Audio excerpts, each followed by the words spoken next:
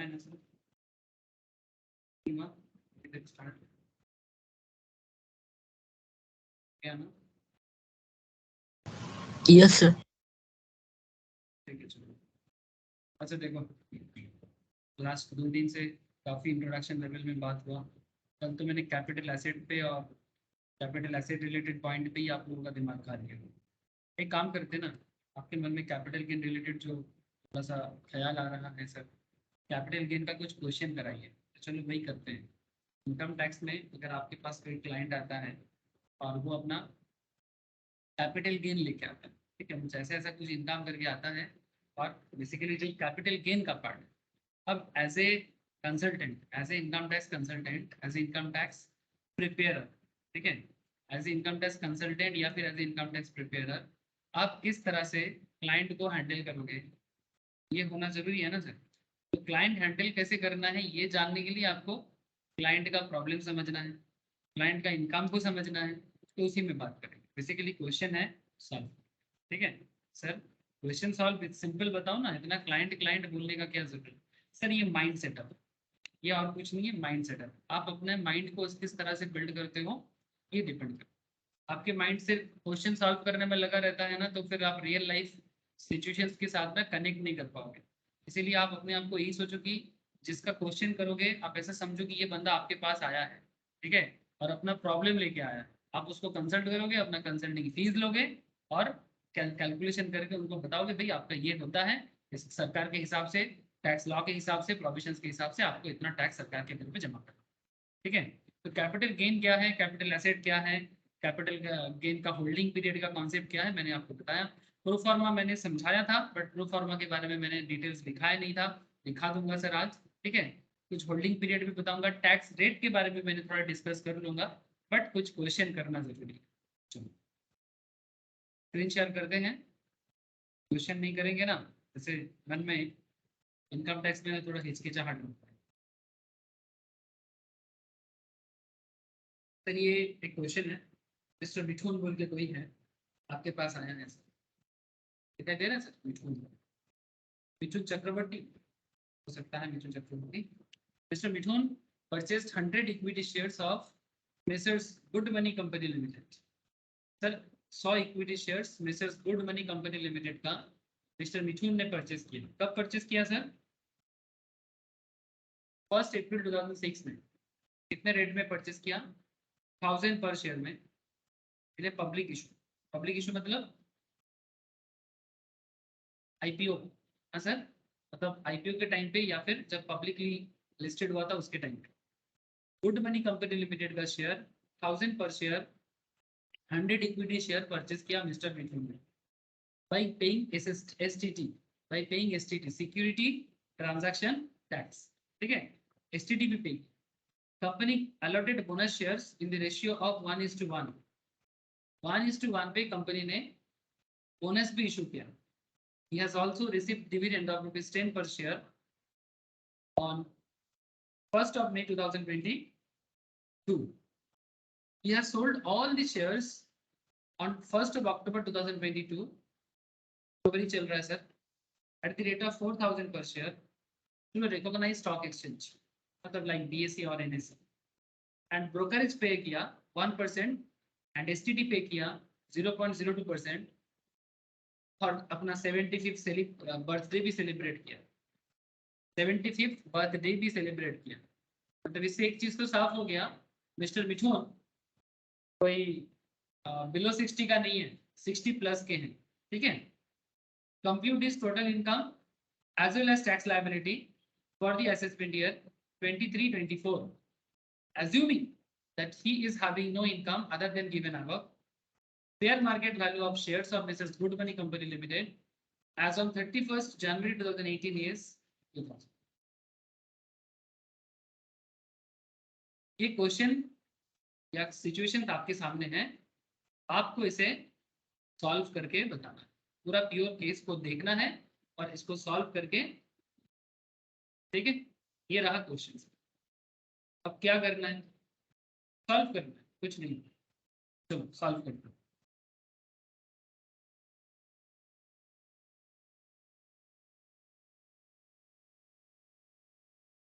Sir capital gain में पहले ही share आ गया। सर क्या करे सर, आ गया तो आ गया, मेरे हाथ में नहीं है, आपके हाथ में भी नहीं है, आ गया शेयर तो आ गया।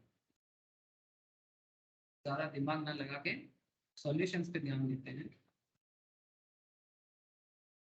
कुछ ज़्यादा प्रॉब्लम नहीं है। कुछ प्रोविजंस मैंने आपको शायद अभी तक बताया नहीं, बट क्वेश्चन करते करते प्रोविजंस भी बता देंगे और क्वेश्चन कंप्लीट होने के बाद प्रोविजंस पे फिर से आ जाएंगे।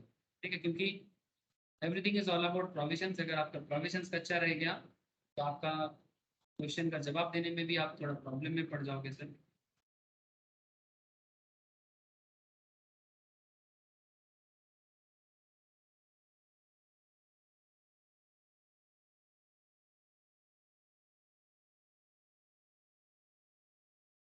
गुड मनी, मिस्टर मिठुन का question, mister Mithun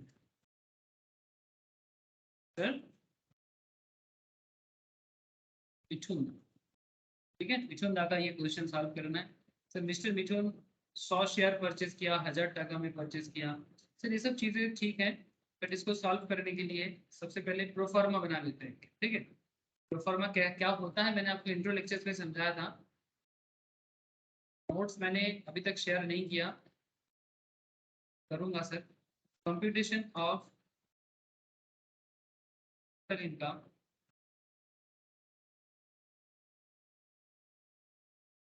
and tax liability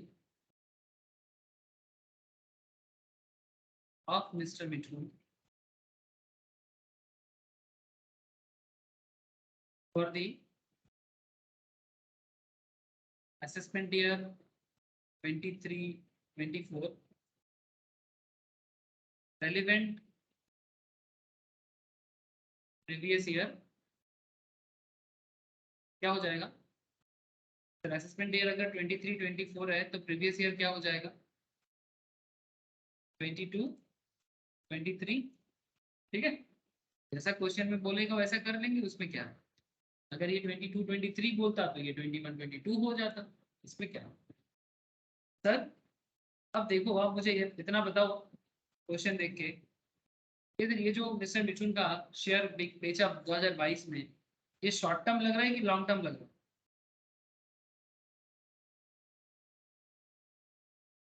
जरा इतना तो बता दीजिए। हाँ सर, मिस्टर मिथुन का ये लॉन्ग शेयर, टर्म। हाँ कैसे long term sir. Sir purchase किया है 2006 और फिर सेल किया है 2022 में। काफी लंबा समय है। और शेयर कितना दिन होल्ड करके बेचने से लॉन्ग टर्म हो जाता है। शेयर कितना दिन होल्ड करके बेचने से लॉन्ग टर्म हो जाता है। शेयर लॉन्ग टर्म का शेयर का लॉन्ग टर्म शॉर्ट टर्म कितना दिन होल्डिंग पे डिपेंड करता है, बताओ ना। शेयर का होल्डिंग कितना दिन में लॉन्ग टर्म या शॉर्ट टर्म पे डिपेंड करता है, बोलो। 24 months. 4 months। Sir more than 12 month. Sir securities listed in stock exchange sir more 12 than months। 12 month. 12 months, thank you. अगर आप शेयर 1 साल से ज्यादा होल्ड करते हो तो वो लॉन्ग टर्म हो जाएगा, ठीक है, और 1 साल से कम है तो शॉर्ट टर्म। अनलिस्टेड शेयर हो, अगर अनलिस्टेड शेयर है तो 24 मंथ से ज्यादा हो तो लॉन्ग, ठीक है, ध्यान रखिएगा बात पे। अनलिस्टेड मतलब जो स्टॉक मार्केट में लिस्टेड नहीं है। बट ये वाला क्वेश्चन में जो शेयर है ये स्टॉक मार्केट लिस्टेड बोला है ना क्वेश्चन के अंदर, बोला है ना। Yes sir. ये रिकॉग्नाइज्ड स्टॉक एक्सचेंज के थ्रू से किया है। रिकॉग्नाइज्ड स्टॉक एक्सचेंज के थ्रू से वही अपना शेयर सेल कर सकता है जो स्टॉक मार्केट में लिस्टेड होगा, ठीक है, अदरवाइज नहीं कर सकता। तो ये रहा क्वेश्चन। तो क्वेश्चन पढ़ के आपको इतना तो समझ में आ गया कि ये लॉन्ग टर्म है। अच्छा, क्वेश्चन के अंदर और एक चीज देखो, कंपनी बोनस शेयर दिया था 1:1 शेयर रेशियो में, मतलब जिसके पास एक शेयर है उसको एक के बदले एक और मिलेगा। और ये बोनस शेयर ये भी सेल किया क्या sir, bonus yes share, sir. Bonus share कब सेल किया। सर वहाँ पे लिखा है sold all the share on thank you sir, 1/10/2022। Thank you sir. Bonus share भी जो मिला था वो भी सेल कर दिया 22 में। तो क्या ये शॉर्ट टर्म है कि लॉन्ग टर्म।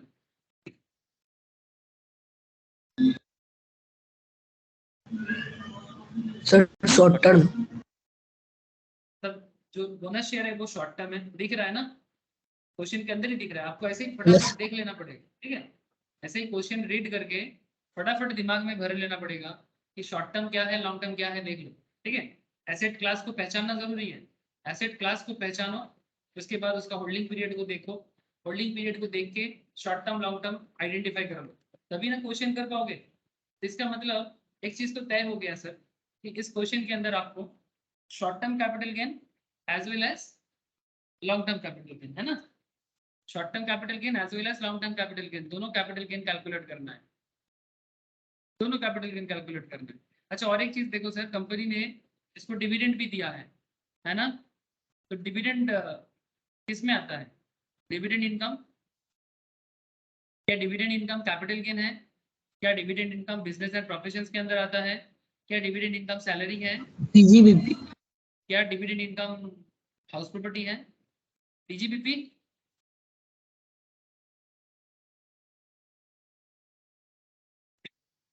सर अगर नॉर्मली डिविडेंड इनकम पीजीबीपी नहीं होता, नॉर्मली डिविडेंड इनकम, नॉर्मली क्यों, डिविडेंड इनकम मतलब इसका डिविडेंड इनकम का कॉन्सेप्ट ये कि अदर सोर्स का इनकम है, ठीक है, income other source. Income from other source, thank you sir, ठीक है। डिविडेंड इनकम मतलब इनकम फ्रॉम अदर सोर्स, तो इसका मतलब हम लोग क्वेश्चन पढ़ के तीन चीज देख लिए सर, इसमें लॉन्ग टर्म कैपिटल गेन है, इसमें शॉर्ट टर्म कैपिटल गेन है, और इसमें इनकम फ्रॉम अदर सोर्स भी है ना। चले सर, बात तो बढ़िया समझ में आ रहा है आप लोग, के बाद टैक्स लायबिलिटी भी देख लेंगे।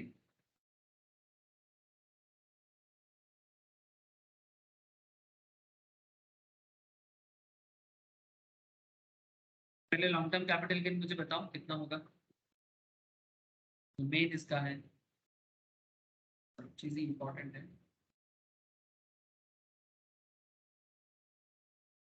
एक पर्टिकुलर बना लो, इनकम टैक्स में ना ऐसा फॉर्मा का कोई हार्ड एंड फास्ट रूल तो इतना है नहीं, जरूरी है प्रेजेंटेशन करने के लिए इतना कर लो, एक पर्टिकुलर कॉलम बना लो, एक अमाउंट का कॉलम बना लो।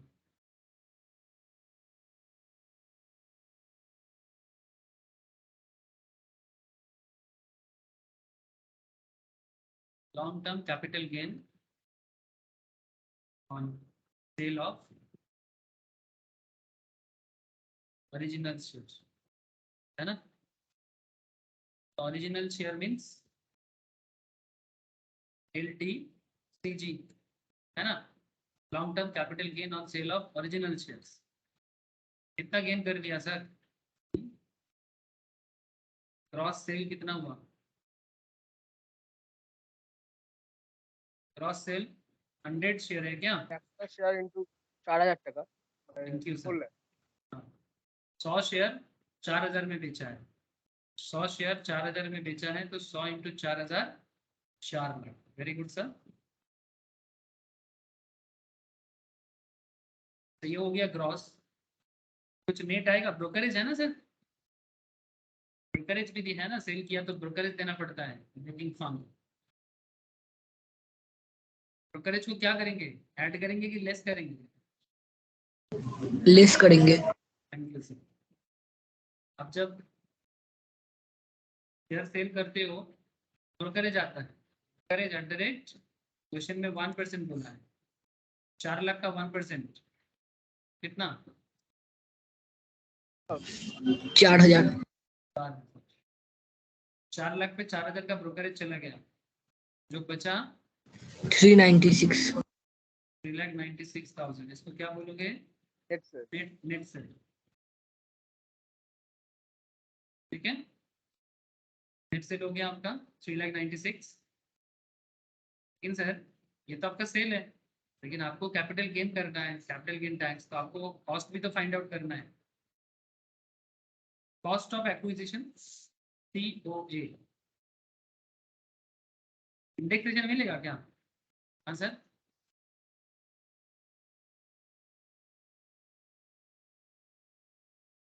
तो इंडेक्सेशन बेनिफिट मिलेगा क्या,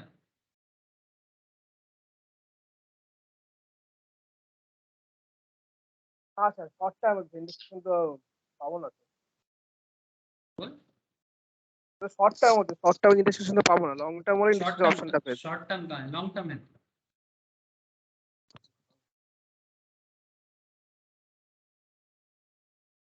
शॉर्ट टर्म का, हाँ लॉन्ग टर्म है तो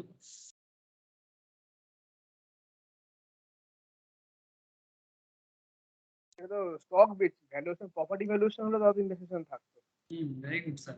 ये शेयर है, इसके केस में आपको ऐसा कोई इंडेक्सेशन बेनिफिट नहीं मिलता है, ठीक है। कॉस्ट ऑफ एक्विजिशन में आपको कोई इंडेक्सेशन बेनिफिट इसमें नहीं मिलेगा, ठीक है। और शेयर में एक्चुअली रेट चार्ट भी डिफरेंट होता है, मैं आपको आगे बताता हूँ, ठीक है।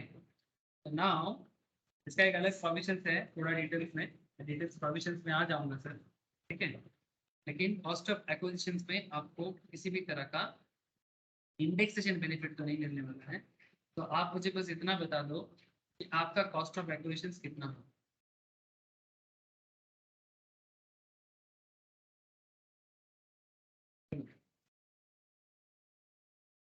सौ शेयर कितने में खरीदे थे? सर 1000 शेयर 100 में। 1000 शेयर 100 में खरीदे, तो क्या इसका दाम आपको 1000 लेना चाहिए?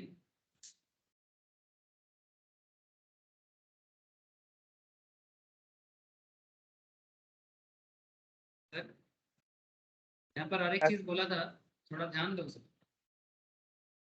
Fair market value of shares of Mrs Good money company limited as on 31 January 2018 is 2000।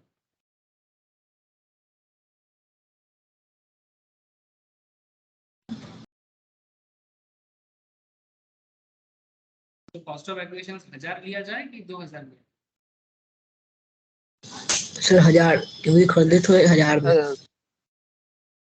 आप बोलो তো सर। 2000 টাকা স্যার, কারণ ফুল ভ্যালু তো মানে যখন বেচছি তখন তো 4 লাখ টাকা 4000 টাকায় করছি, हाँ, আর মাঝখানে দাম বেড়েছে, ইনক্রিমেন্ট হলো 2000 টাকা, মানে ফেয়ার ভ্যালু যখন মার্কেট ভ্যালু যখন থাকে, তাহলে কস্ট অফ অ্যাকুইজিশন তো মার্কেট ভ্যালুটাই নেওয়া উচিত হবে, মাঝখানে যে টাইমটা মিডল ভ্যালু যেটা থাকবে। एक्चुअली इसके ऊपर 2018 में एक अमेंडमेंट आया है। ये जो भी आप देख रहे हो ना, ये अमेंडमेंट के चक्कर में ये 2018 के बाद अगर आपके पास कोई शेयर आया है 2018 के 31 जनवरी में, ठीक है, आपका जो वैल्यूएशन किया गया है ना, वैल्यूएशन जो फेयर मार्केट वैल्यू है, फेयर मार्केट वैल्यू को कैलकुलेट करना पड़ेगा। तो आपको एक्चुअली फेयर मार्केट वैल्यू लेना पड़ता है। मैं इसका प्रोविजन आपको एक बार पढ़ा देता हूँ, एक सेकंड रुक जाओ। का आगे ऐसे मुझे पढ़ाना ही था, बट क्योंकि आपके मन में थोड़ा डाउट आ रहा है तो मैं सोच रहा हूँ एक बार दिखा देते हैं, ठीक है। तब इसके ऊपर एक अमेंडमेंट आया है 2018 में, उसी के हिसाब से आपका ये हिसाब फेयर मार्केट वैल्यू में होगा, ना कि 1000 टका में। 1000 टका में नहीं होगा, 2000 टका में। फिर ये प्रोविजंस डिटेल्स में थोड़ा मुझे बताना ऐसे आपको पड़ेगा, ऐसे है इसका डिटेल्स है, सेक्शन बायबैक में नहीं है, इसके बाद में कम, तो ठीक है मैं बाद में दिखाता हूँ, अभी मुझे नहीं मिल रहा, मैं बाद में आपको दिखाता हूँ, ठीक है। ये एग्जैक्टली 2018 के बाद का जो प्रोविजंस है, 2018 का जो फेयर मार्केट वैल्यू है, अगर फेयर मार्केट वैल्यू गिवन है तो आपको फेयर मार्केट वैल्यू के हिसाब से ही का एक्विजिशन को कैलकुलेट करना चाहिए, ठीक है। और ये बेनिफिट है, ये शेयर होल्डर को बेनिफिट है सर। आप सोचो ना, अगर आप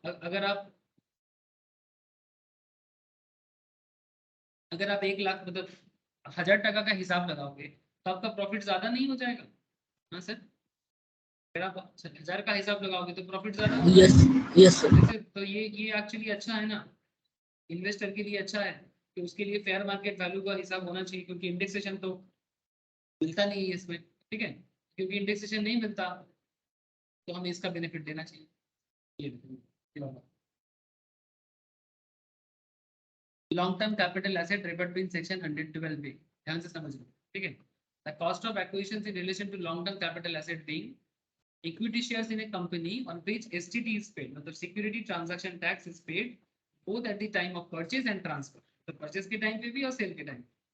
unit of equity oriented fund, ठीक है, मतलब unit of equity oriented fund क्या होता है? म्यूचुअल फंड्स जो इक्विटी बेस्ड होता है, मतलब जिसका म्यूचुअल फंड्स में जिस particular mutual funds basically stock market में, मतलब स्टॉक मार्केट के इक्विटी सेगमेंट में ऑलमोस्ट 65% शेयर मतलब इन्वेस्टमेंट करता है, उसको unit of equity oriented fund कहते हैं, या फिर यूनिट ऑफ बिजनेस ट्रस्ट या इंफ्रास्ट्रक्चरल यूनिट होता है। जैसे जो बेसिकली इंफ्रास्ट्रक्चरल एक फंड होता है जो एक तरह का म्यूचुअल फंड है, बट उस फंड का पैसा इंफ्रास्ट्रक्चरल डेवलपमेंट में, रोड इंफ्रास्ट्रक्चर, हाउसिंग इंफ्रास्ट्रक्चर में यूज किया जाता है। उसमें भी same to same STD is paid at the time of transfer. Acquired before 1 February, और आपने जो शेयर लिया था वो 1 फरवरी 2018 से पहले लिया था, ध्यान से समझना। आपने जो शेयर लिया था वो 1 फरवरी 2018 से पहले लिया था। तो ऐसे केसेस में क्या रूल्स बताता है, cost of acquisition of such assets and lower of the fair market value of such assets and the full value consideration receipts or accruing as a result of the transfer of capital asset in में से जो lower, मतलब इन दोनों में से lower, मतलब या तो फेयर मार्केट वैल्यू या फिर फुल वैल्यू कंसिडरेशन, ठीक है, इन दोनों में से जो लोअर होगा, और कॉस्ट ऑफ एक्विजिशन उनमें से जो हायर होगा, ठीक है। तो हमारे केस में in our example cost of acquisition 1000 टका है और फेयर मार्केट वैल्यू 2000 टका है। तो बताओ क्या लेना चाहिए? 2000 টাকা। केस क्लियर हुआ सर? बोलो, कोई भी बात मनगढ़ंत तो है नहीं, गवर्नमेंट ने रूल बनाया, आपको फॉलो करना है। अब देखो, यही तो मैं हमेशा चिल्ला चिल्ला के बताना चाहता कि ये जो टैक्स है, लॉ है, ये बेसिकली एक लीगल कॉन्सेप्ट है। गवर्नमेंट डिसीजन लेता है, हमारे सामने वो डिसीजन पेश करता है, और हमें बस उस डिसीजन को बेस करके कैलकुलेशन करना होता है। इसमें कोई बहुत बड़ा तीर मारने वाला मैटर नहीं होता। दिमाग कम लगाओ, ठीक है, दिमाग थोड़ा कम लगाओ, थोड़ा कम, बहुत ज्यादा नहीं, ठीक है। और क्या गवर्नमेंट अपडेट ला रहा है उसके साथ थोड़ा ऐड पर हो जाओ, ठीक है, और उसके बाद थोड़ा दिमाग लगाओ, ठीक है। फिर से आ जाएंगे सर डिटेल्स में जब बात करेंगे 112A में। ये रेट ऑफ टैक्स के अंदर 112A का डिटेल्स डिस्कशन होता है, मैं आगे आगे जब चर्चा करूंगा तो और डिटेल्स में आपको सिखा दूंगा सर। तो यहाँ पर हमें क्या लेना चाहिए, 100 इंटू, ठीक है, इसमें एक नोट हम लोग नीचे दे देंगे, एक नोट नीचे दे, ठीक है। तो 100 इंटू 2000 करके मेरा कितना आ गया, 2 लाख।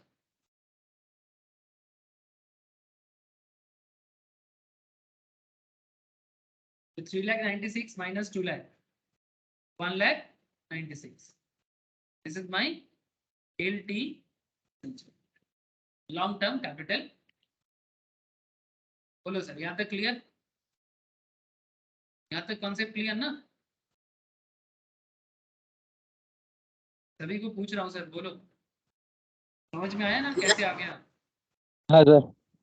हाँ, तो मेरा मर्जी ना तो आपका मर्जी, जो भी मर्जी चला सरकार का, ठीक है, सरकार का मर्जी था तो हम लोग हिसाब कर लिए। Next, short term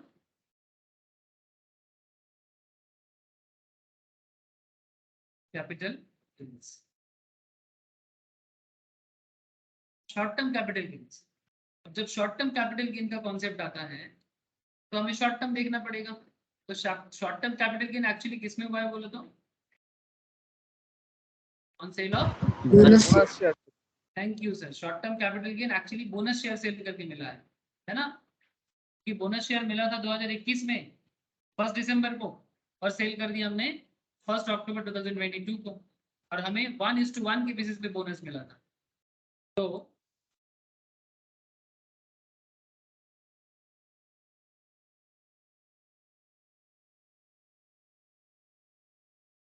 cross sell कितना हो जाएगा?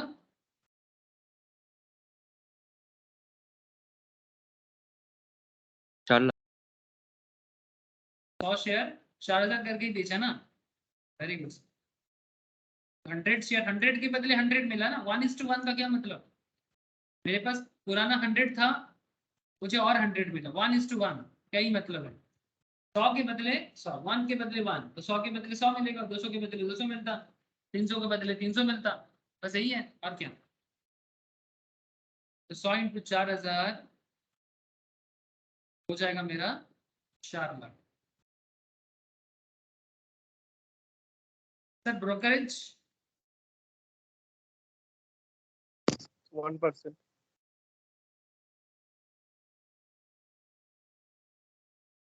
4 लाख का 1%, 4,000। again 3,96,000 net sale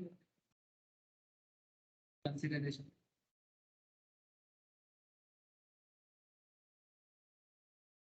sir cost of acquisitions का क्या करें?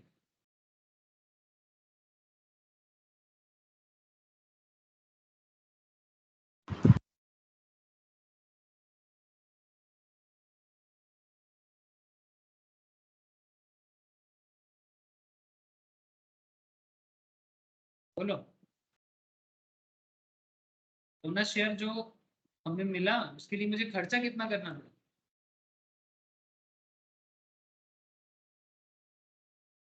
सर जीरो, कुछ भी तो खर्चा है नहीं। बोनस तो मुझे ऐसे ही दिया कंपनी ने, क्योंकि मैं काफी दिन तक कंपनी का शेयर होल्ड कर रहा था। कंपनी ने मुझे बोनस दे दिया। बोनस बोनस का कॉन्सेप्ट थोड़ा डिफरेंट वे में होता है।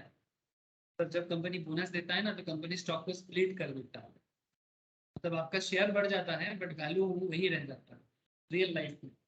ठीक है, जैसे रिसेंटली एक कंपनी ने बोनस इशू किया था, Tata steel, most probably recent development है। टाटा स्टील का शेयर 700-800 कुछ जा रहा था।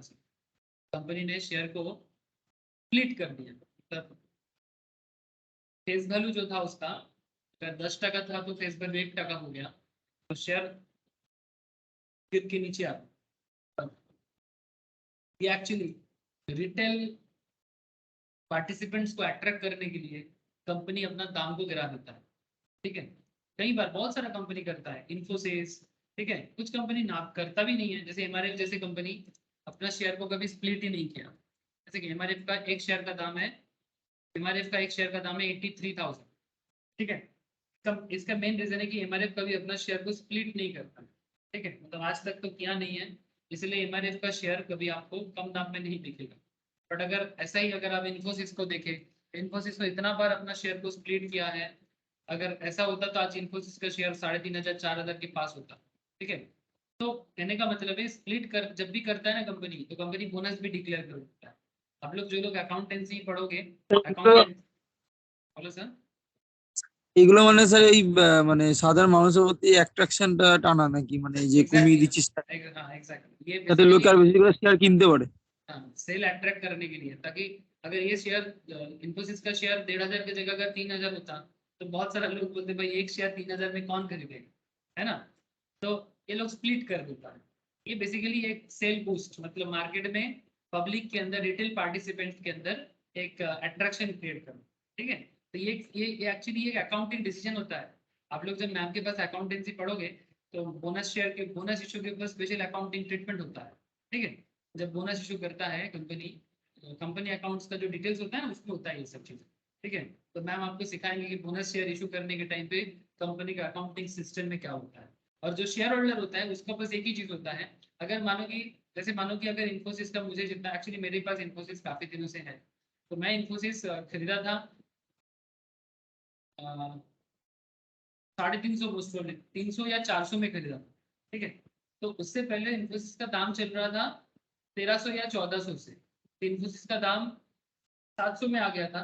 उसके बाद वो 300-400 में आया तो मैंने उस टाइम पे लिया था।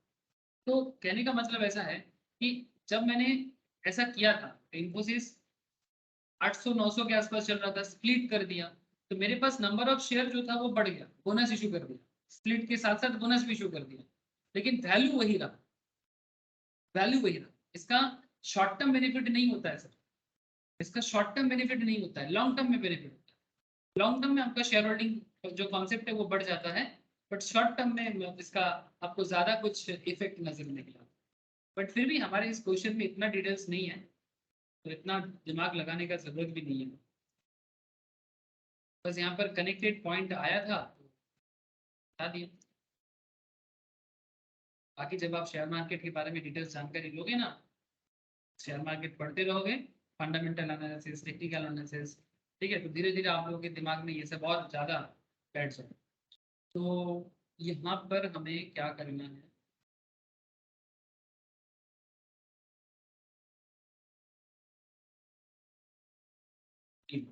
Thank you sir.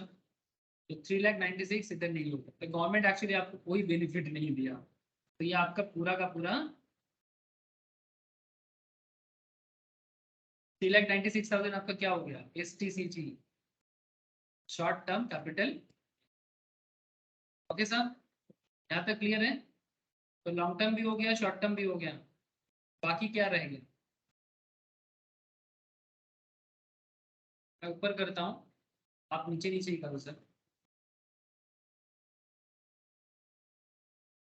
Sir income from other source हम लोग पहले ही आइडेंटिफाई कर लिए थे।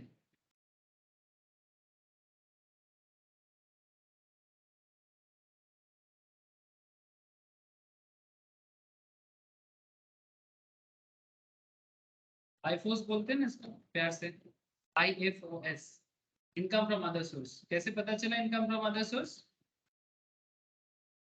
बोलो। डिविडेंड, है ना, डिविडेंड। तो कितना डिविडेंड मिला? 10 रुपीज। चल अमाउंट बताओ, कैलकुलेट करो। 10 तो पर share. Dividend received from assets. 2000। Good money, हाँ sir, very good. Good money company limited से taxable, taxable the hands of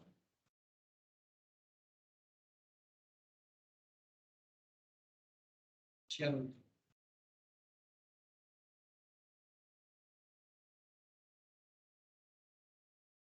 ठीक है, शेयर होल्डर के हाथ में टैक्सेबल है, और इसमें आपको 200 शेयर है ना। आपका टोटल कितना शेयर है सर? 200।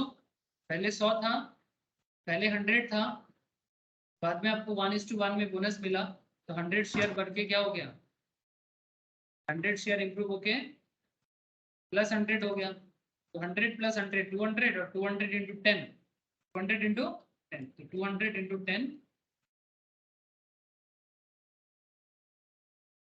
ये आपको डिविडेंड मिला सर। ठीक है, कंपनी से डिविडेंड। एक्चुअली शेयर में इन्वेस्ट करने से दो तरह का गेन होता है सर। एक जो समय के साथ आपका गेन होता है उसको कैपिटल गेन बोलते हैं, और कंपनी जो आपको प्रॉफिट के ऊपर जो पार्ट, प्रॉफिट का जो हिस्सा आपको शेयर करता है उसे डिविडेंड कहते हैं। 200 इंटू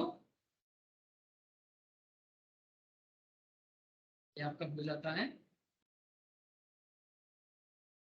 तो काइंडली टेल मी, थोड़ा बताइए मुझे, टोटल कितना अर्निंग कर लिया, शॉर्ट टर्म, लॉन्ग टर्म और इनकम फ्रॉम अदर सोर्स मिला के? 594,000।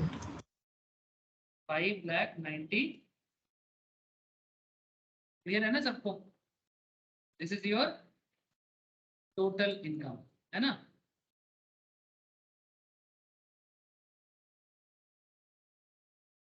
ठीक है, शॉर्ट टर्म किया, लॉन्ग टर्म किया, और इनकम फ्रॉम अदर सोर्स किया। ठीक है, now question is that sir tax liability calculate कैसे होगा?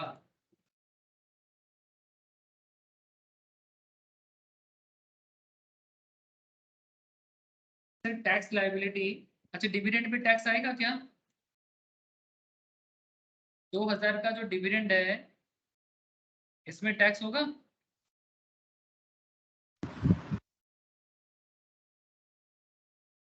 बोलो। और शॉर्ट टर्म और लॉन्ग टर्म में कितना होगा?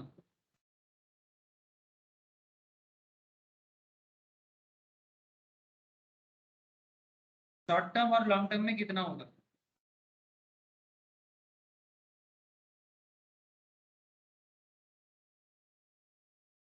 सर नील हो जाएगा। सर डिविडेंड इनकम क्योंकि 10,000 क्रॉस नहीं किया, ठीक है, इसलिए डिविडेंड इनकम आपका यहाँ पर टैक्स नहीं है। ठीक है, तो 1 लाख तक का मोस्ट ऑफ ये 10,000 तक डिविडेंड पे आपको कोई टैक्स नहीं देना पड़ता। और दूसरा बात है, अदर सोर्स में डिटेल्स में बात करेंगे डिविडेंड का। हाँ, अभी मैं डिविडेंड का बहुत सारा पॉइंट कवर नहीं कर पाऊंगा, तो डिविडेंड का यहाँ पर नील है, इतना याद रखें। बाकी आप अदर सोर्स करेंगे, आपको डिविडेंड के ऊपर बहुत डिटेल्स में बात करूंगी, ठीक है। चलो, और एक बात ऐसा है सर, यहाँ पर जो हमारा कैपिटल गेन का एरिया है, ठीक है, सो इसमें आप एक काम करें, शॉर्ट टर्म जो है ना आपका, that is short term means 3,96,000, ठीक है। एक काम करते हैं,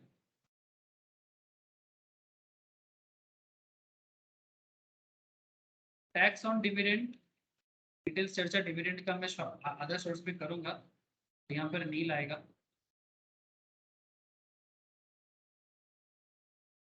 15% टैक्स रेट है सर। मैंने आपको टैक्स रेट का अभी तक डिटेल्स प्रोविजंस नहीं पढ़ाया, बट अगर आपको पढ़ाना चाहूँ तो अभी पढ़ा देता हूँ टैक्स रेट के बारे में क्या कहता है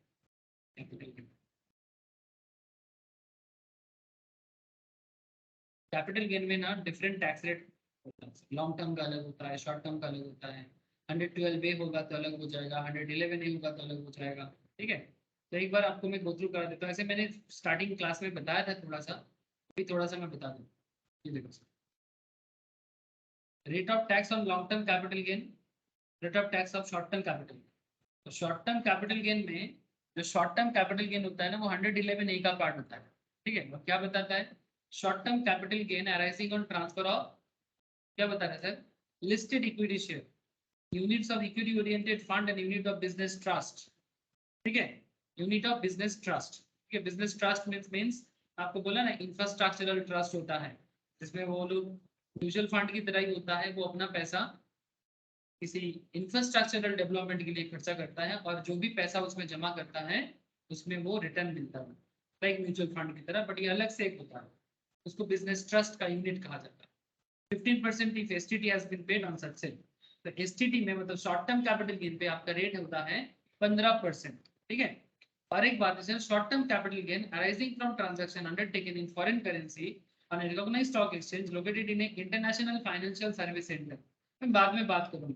इसमें जो रेट है वो 15% कंसेशनल रेट है, इवन तो STT इज नॉट पेड, अगर आप STT ना भी पे करते हो तो भी आपको 15% का कंसेशनल रेट मिल जाता है। Short term capital arising on transfer of other short term capital asset, अगर ये शॉर्ट टर्म 111 ए का पार्ट नहीं होता है, मतलब short term capital gain listed equity share बेच के या units of equity oriented fund बेच के नहीं होता, तो वो normal short term capital gain होता, जो नॉर्मल कोई और दूसरा कैपिटल एसेट बेच के होता, ठीक है। तो ऐसे केसेस में आपको जो टैक्स रेट होता ना, वो नॉर्मल स्लैब में आता, नॉर्मल स्लैब रेट यूज होता है, मतलब आप बस टोटल इनकम को काउंट करते और फिर उसमें स्लैब रेट यूज करते, वही आपको 2.5 लाख नहीं पता है ना, आपको स्लैब रेट क्या है, 2,50,000 तक नहीं, 50,000 से 2,50,000 से 5 लाख 5%, 5 लाख से 10 लाख 20%, 10 लाख के ऊपर 30%, ठीक है, नॉर्मल स्लैब में आता।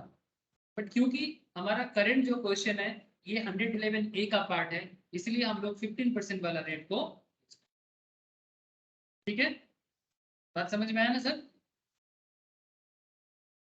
याद रखिएगा कि शॉर्ट टर्म है तो कैसा शॉर्ट टर्म है ये भी वाइटल है। शॉर्ट टर्म कैपिटल गेन कौन सा एसेट्स बेच के शॉर्ट टर्म कैपिटल गेन हो रहा है, ये आइडेंटिफाई करना बहुत जरूरी है, क्योंकि अगर वो 111 ए का पार्ट है तो आपका रेट जो है वो 15% है। और ये इंटरनेशनल फाइनेंशियल सर्विस सेंटर का कॉन्सेप्ट क्या है मैं आपको बाद में बताता हूँ, सब एक साथ खिचड़ी पकाना नहीं चाहता, इसलिए जिस पॉइंट पे करंटली बात करो मैं उसी पे फोकस करो, ठीक है। अनदर पॉइंट इज सर 112 ए का बात भी एक बार बता देते हैं आपको। 112 ए में क्या आता है, अगेन वही शेयर मार्केट वाला बात सर। 112 ए के तहत 10% का long term capital gain tax होता है, अगर आपका long term capital gain 1 lakh से ज्यादा हो तो, और वो भी कौन सा एसेट बेच के 1 लाख से ज्यादा होना चाहिए, लिस्टेड इक्विटी शेयर बेच के। तो हमारा करंट जो लॉन्ग टर्म कैपिटल गेन है वो लिस्टेड इक्विटी शेयर बेच के ही हमें मिला है, और मेरा जो गेन है वो 1,96,000 का है ना सर, 1,96,000 का है। So if STT has been paid on acquisition and transfer of such shares, या फिर अगर कोई units of equity oriented fund होता, कोई म्यूचुअल फंड होता, या कोई बिजनेस ट्रस्ट का यूनिट होता जिसमें हम लोग STT अगर पे करते, ठीक है, तो उसका यूनिट बेच के भी अगर 1 लाख से ज्यादा होता तो भी मेरा रेट जो है वो 10% का होता, ठीक है, मेरा जो टैक्स रेट है वो 10% का होगा। और ये IFSC का क्या कॉन्सेप्ट है मैं डिस्कस करता हूँ बात। इंटरनेशनल फाइनेंशियल सर्विस सेंटर क्या है, पहले तो मुझे वो बताना पड़ेगा ना। सो करेंटली इग्नोर करते हैं, बाद में लेते हैं। और एक कॉन्सेप्ट होता है सर 112 का कॉन्सेप्ट। 112 में बता देता हूँ, अभी जरूरी नहीं है, बट क्योंकि आपके मन में डाउट ना रहे थोड़ा बहुत मैं बता देता हूँ। 112 का जो रेट है उसमें लॉन्ग टर्म कैपिटल एसेट जो अनलिस्टेड शेयर होगा, unlisted security of share of A closely held company, मतलब जो स्टॉक मार्केट लिस्टेड नहीं होता है लेकिन आप लॉन्ग टर्म गेन करते हो, इसमें अगर non corporate non resident foreign company है तो 10% without the benefit of indexation and currency fluctuation, कोई इंडेक्सेशन बेनिफिट नहीं मिलेगा, 10% का रेट। और अगर आप कोई अदर एसएससी हो, ठीक है, तो आपको 20%, लेकिन उस केस में आपको इंडेक्सेशन का बेनिफिट मिलेगा, लेकिन आपका वही कॉन्सेप्ट है अनलिस्टेड शेयर के केस, ठीक है। और अगर आप लिस्टेड सिक्योरिटीज में हो, लेकिन आप लिस्टेड सिक्योरिटीज जिसमें सिक्योरिटी मतलब जीरो कूपन बॉन्ड टाइप, ठीक है, जीरो कूपन बॉन्ड वगैरह आपके पास है। जीरो कूपन बॉन्ड क्या होता है, डिस्काउंट में इश्यू होगा, पार में रिडीम करेगा, मतलब 100 का डिवेंचर है लेकिन इशू करेगा मानो 95 में और रिडीम करेगा 100 में, ठीक है। Issued at discount, redeemed at par, आगे चर्चा होगा, डोंट वरी।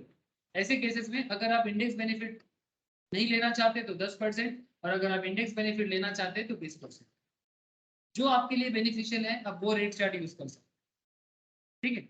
और अगर कोई और अदर एसेट्स है, लॉन्ग टर्म कैपिटल एसेट, कुछ भी कैपिटल एसेट है आपका, कोई भी एसेट जो करेंटली डिस्कशंस के अंदर नहीं रहा, ठीक है, लाइक जो 111 का पार्ट नहीं है, जो 112A का पार्ट नहीं है, जो 112 का पार्ट नहीं है, इसके अलावा जो कोई भी और एसेट रहेगा उस केस में 20% का कैपिटल गेन टैक्स चार्ज होता है, ठीक है। मैं समझ सकता हूँ थोड़ा सा दिमाग खाने वाला है, बट कुछ उपाय नहीं है सर। कैपिटल और बाकी क्वेश्चन प्रैक्टिस करते करते आपको आदत हो जाएगा, ठीक है, आपको आदत हो जाएगी। यहाँ पर कुछ और भी एक्स्ट्रा पॉइंट्स है, जैसे अगर मानो कि अगर आप कोई रेसिडेंट इंडिविजुअल हो, या फिर अगर आप कोई हिंदू अनडिवाइडेड फैमिली का मेंबर हो, ठीक है, अगर आप कोई HUF हो, मतलब फैमिली बिजनेस है आपका, जॉइंट फैमिली बिजनेस, या फिर आप रेसिडेंट इंडिविजुअल हो, आपको अगर लॉन्ग टर्म कैपिटल गेन होता है अंडर सेक्शन 112 और 112A, और शॉर्ट टर्म कैपिटल गेन होता है 111A, shall be reduced by the unexhausted basic exemption limit। आपका जो भी गेन होगा वो अनएग्जॉस्टेड बेसिक लिमिट को माइनस करके होगा, बैलेंस आपका टैक्सेबल होगा। सर ये कैसे कैसे होता है मैं समझाता हूँ, अभी क्वेश्चन में ही समझा देता हूँ। अनएग्जॉस्टेड बेसिक एग्जेम्पशन लिमिट मतलब जितना तक आपको छूट है उतना आप माइनस कर सकते हो, बाकी अमाउंट पे टैक्स चार्ज होता है, ठीक है, जितना तक आपको छूट है उतना तक आप माइनस कर सकते हो, बाकी अमाउंट पे आपको टैक्स चार्ज होता है, ठीक है। मैं समझा देता हूँ कैसे, अभी क्वेश्चन करेंगे ना क्लियर हो जाएगा। अच्छा, आप नो डिडक्शन अंडर चैप्टर 6 है, मतलब 80C से 80U का जो चैप्टर 6 आएगा वो अभी तक हम लोग पहुंचे नहीं आएंगे सर। जब थोड़ा हेड्स ऑफ इनकम कंप्लीट हो जाएगा तो चैप्टर 6 में बात करेंगे। जो 80C से लेके 80U के अंदर काफी सारा डिडक्शंस का बात करते हैं। So no deduction under chapter 6A can be claimed in respect of such long-term capital gain chargeable to under section 112, 112A और 111A। ठीक है, मतलब अगर आप 112, 112A, 111A यूज करते हो ना तो आपको चैप्टर 6A में किसी भी तरह का डिडक्शन नहीं मिलेगा, जो बेसिकली टोटल इनकम के बाद मिलता है। जब हम लोग कंप्लीट क्वेश्चन करेंगे ना, इसमें सारा हेड इंक्लूड होता है, salary, HP, BP, CG, other source, total income के बाद, टोटल इनकम के बाद GTI होता है ना, GTI के बाद एक्चुअली माइनस करने का मौका मिलता है। लाइक किसी ने इंश्योरेंस प्रीमियम भरा, किसी ने मानो हेल्थ इंश्योरेंस किया, किसी ने मेडिकल प्रीमियम भरा, ठीक है, किसी ने अपना कोई डिजीज फैमिली मेंबर का खर्चा किया, किसी ने प्रधानमंत्री रिलीफ फंड में खर्चा किया, किसी ने मंदिर मस्जिद में 80C के तहत, 80U के तहत डोनेशन किया। ऐसे बहुत सारा डोनेशन का कॉन्सेप्ट होता है, तो ये सब बेनिफिट आपको नहीं मिलेगा। मैं आगे चर्चा करूंगा, जब जरूरी होगा आप समझ जाओ। और एक अनदर बात sir, rebate under section 87 is also not available. हम लोग पता है ना, अगर आपका इनकम 4.5 लाख के अंदर आता है, ठीक है, तो आपको रिबेट मिल जाता है ना, तो यहाँ पर भी आपको रिबेट नहीं मिलेगा। Rebate under section 87A is respect of tax payable at the rate 10% of long term capital gain जब आप 10% लॉन्ग टर्म कैपिटल गेन पे करते हो 112A के तहत, आपको कोई रिबेट नहीं मिलेगा। ठीक है, और इसमें एक पॉइंट है, अभी चर्चा का विषय नहीं है, बाद में आएगा तो बताएंगे। Enhanced surcharge of 25% and 37% would not be levied on dividend income, short term capital gain chargeable to tax under section 111A and long term capital gain under section 112 and other section 112A। don't worry, जब ये calculations आएगा तब मैं थोड़ा details दूंगा। तो फिलहाल दो इंपॉर्टेंट पॉइंट है यहाँ से, ये नोट से दो इंपॉर्टेंट पॉइंट है। एक, आप ये अनएग्जॉस्टेड लिमिट को यूज कैसे करोगे ये मुझे आपको बताना है। ये जो अनएग्जॉस्टेड बेसिक एग्जम्पशन लिमिट का कॉन्सेप्ट है, इसको यूज करना बहुत जरूरी है। तो चलो, तो टैक्स ऑन डिविडेंड तो आपका नील आ गया, ठीक है। 15% का जो रेट है, आप शॉर्ट टर्म 111A का बात कर रहा हूँ सर, ठीक है। सर आपने कितना शॉर्ट टर्म गेन किया सर, भूला तो नहीं ना क्वेश्चन, कहाँ है हम लोग? आपने शॉर्ट टर्म गेन कितना किया बोलो?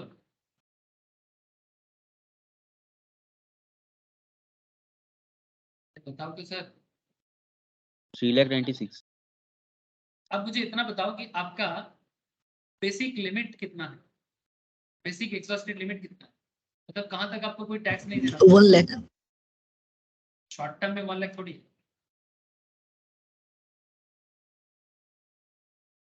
तो लॉन्ग टर्म का, तो जो बोल रहे हो तो लॉन्ग टर्म के लिए है 1 लाख। टैक्स अगर 10% और लॉन्ग टर्म कैपिटल में एक्सीडिंग 1 लाख, वो तो 1 लाख के ऊपर जाने से टैक्स देना पड़ता है, तो 1 लाख लॉन्ग टर्म के लिए। बट शॉर्ट टर्म का मतलब कुछ भी नहीं है। नॉर्मल बेसिक लिमिट एक होता है सर। नॉर्मल बेसिक लिमिट क्या है, मतलब कितना तक आपको कोई टैक्स नहीं देना पड़ता नॉर्मल इनकम पे?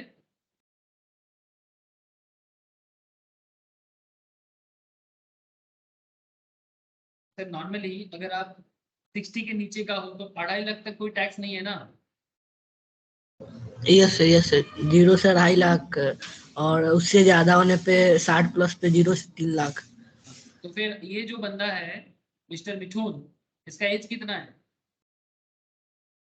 72। 75। ये देखो, ये अपना 75वां बर्थडे मना रहा है शेयर बेच के। तो इसका बेसिक लिमिट क्या है? 0 to 3 लाख। 3 लाख तक कोई टैक्स नहीं है ना। लेकिन सर ये डिविडेंड इनकम इसमें ना काउंट नहीं होगा, ठीक है। डिविडेंड इनकम का जो टैक्स नहीं हुआ वो तो बिकॉज डिविडेंड का कम इनकम है, 10,000 तक छूट है, वो अदर सोर्स का कॉन्सेप्ट पे बाद में डिटेल्स में चर्चा करूंगा मैं आपके साथ। बट ये 3 लाख से 2,000 माइनस हो जाएगा, ठीक है। तो बाकी जो अमाउंट है 2,98,000 का जो अमाउंट है, ठीक है, 3 लाख तक उसको छूट मिल जाता है, बट डिविडेंड का 2,000 माइनस हो जाएगा। तो 2,98,000 ब्रैकेट में लिख लो, being unexhausted basic limit, unexhausted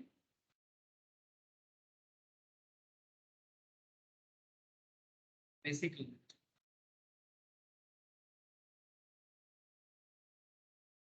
ठीक है। सर बोलो बोलो सर। হ্যাঁ বলছে একবার রিপিট করবেন, ওই জায়গাটা বুঝলাম না ঠিক মানে। 3 लाख में से ये जो डिविडेंड का 2,000 था उस पर तो टैक्स नहीं आ रहा है ना, लेकिन तुम्हारा जो टोटल 3 लाख था अनएग्जॉस्टेड लिमिट, 3 लाख में से तुम 2,000 तुमको नहीं मिलेगा, बिकॉज वो 2,02,000 तुम्हारा चला गया, ठीक है, डिविडेंड के लिए। अब तुम्हारा बचा हुआ लिमिट कितना बचा है? 2,98,000 जो तुम्हारा बेसिक लिमिट में बचा हुआ है। तो 3,96,000 तुम्हारा शॉर्ट टर्म कैपिटल गेन है। अब इस शॉर्ट टर्म कैपिटल गेन से तुम 2,98,000 को माइनस कर सकते हो। इसके सर ऊपर 2,98,000 कैसे आया? सर 3 लाख से 2,000 माइनस हो गया, डिविडेंड का जो 2,000 है वो माइनस हो गया, तो डिविडेंड का 3,94,000। सर 3,94,000 आ रहा है। 3,94,000 कैसे? 3,96,000 माइनस 2,000। नहीं 3 लाख से ना, तुम 75 साल के हो ना। अरे यस सर, ये यस सर। इसका बेसिक लिमिट क्या है? 75 साल के बंदे का बेसिक लिमिट क्या होता है, मतलब कहाँ तक इसको कोई टैक्स नहीं देना पड़ता? 3 लाख ना। 3 लाख। लेकिन 3 लाख के अंदर 2,000 का डिविडेंड इनकम भी है, ठीक है, तो डिविडेंड इनकम एडजस्ट नहीं करेगा, ठीक है, इसलिए डिविडेंड इनकम को साइड करो। डिविडेंड इनकम एडजस्ट नहीं करेगा, तो साइड करना पड़ेगा। तो 3 लाख माइनस 2000 तो 2,98,000 बेसिक लिमिट का पार्ट बनेगा। और तुमने जो 3,96,000 का इनकम किया शॉर्ट टर्म में, वहां से तुम बेसिक लिमिट को माइनस कर सकते। 3,96,000 माइनस 2,98,000 जितना होता है उतना अमाउंट का टैक्सेबल आएगा। 98,000। 3,000 71,000 3,96,000 और 2,98,000 माइनस करने से कितना होगा? 98,000। 98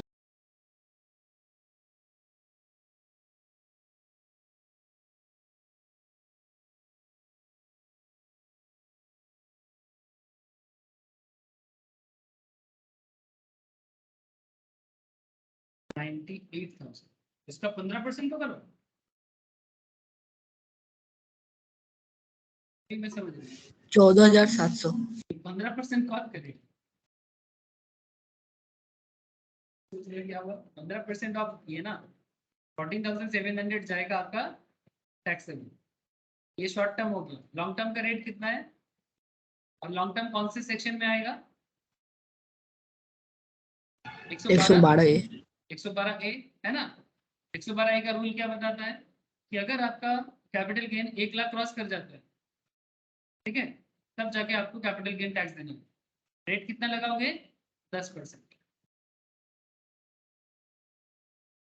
तो 10% ऑफ 1,96,000 माइनस 96,000 का 10% कितना हो जाएगा? 9,000। 9,600। ठीक है, टोटल करके कितना हो जाएगा? 14,700, 9,600, 24,300, 24,300 में ऐड करो health and edu cess at the rate 4%। कितना होगा?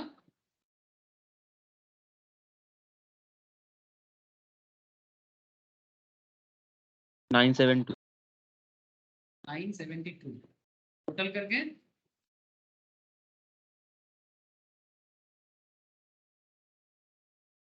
25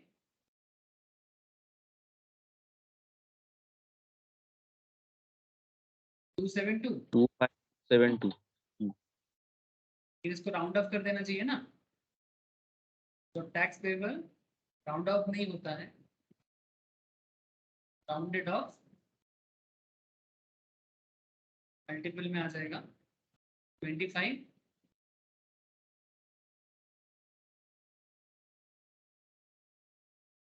दिस इज द इतना झमेला करके इतना टैक्स उसको भरना। झमेला नहीं है सर। সেকশনটা কি हाँ बोलो सर। রাউন্ড অফের সেকশন একটা ছিল, ওটা কি হবে? রাউন্ড অফের সেকশনটা হচ্ছে तो सेक्शन मैं भी भूल गया। राउंड ऑफ का सेक्शन क्या था? ठीक है, अभी जब कंप्लीट क्वेश्चन कराऊंगा लिखूंगा। अभी मुझे भी याद नहीं आ रहा राउंड का एग्जैक्टली सेक्शन क्या था। ठीक है, लेकिन उसी सेक्शन के तहत ही ये राउंड ऑफ। अभी मैं भी भूल जा रहा हूँ सर, कि गलत बोलने से अच्छा है जब बाद में मैं कंप्लीट क्वेश्चन कराऊंगा राउंड ऑफ का जो प्रोविजंस बताऊंगा तब बताऊंगा। ये रहा आपका टैक्स पेबल का करेंट सिनेरियो। ठीक है, तो इसमें आप चाहो तो कुछ नोट्स भी लिख सकते हो अगर जरूरी है तो। ऐसे सारा पॉइंट आपने प्रोविजंस पढ़ के किया, बट अब चाहो तो नोट लिख के रख सकते हो कि क्या हुआ है, किस लिए हुआ है।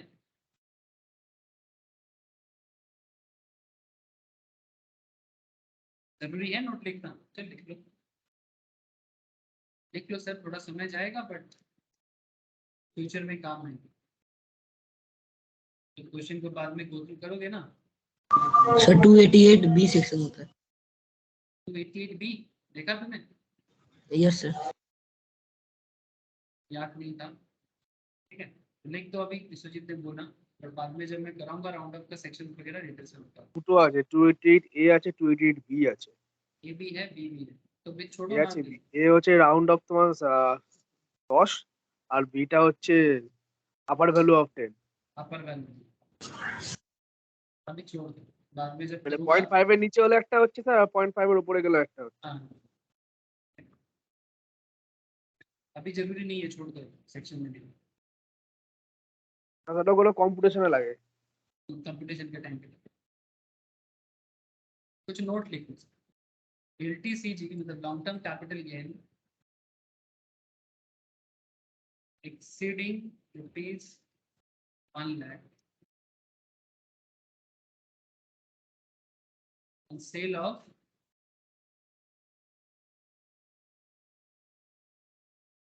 original share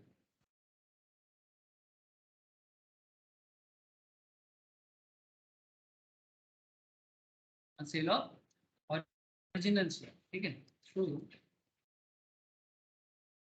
recognized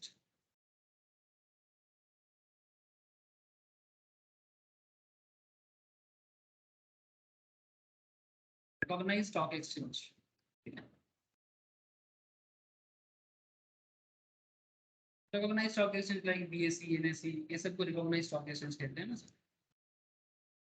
तो जब भी आप रिकॉग्नाइज स्टॉक एक्सचेंज के थ्रू से सेल करते हो, ठीक है, जब भी आप रिकॉग्नाइज स्टॉक एक्सचेंज के थ्रू से सेल करते हो और रूल ये कहता है, ब्रैकेट में लिख लो STT, सिक्योरिटी ट्रांजैक्शन टैक्स। मैं आपको एक दिखा सकता हूँ, मानो एग्जाम्पल के लिए ब्रोकरेज कैलकुलेट,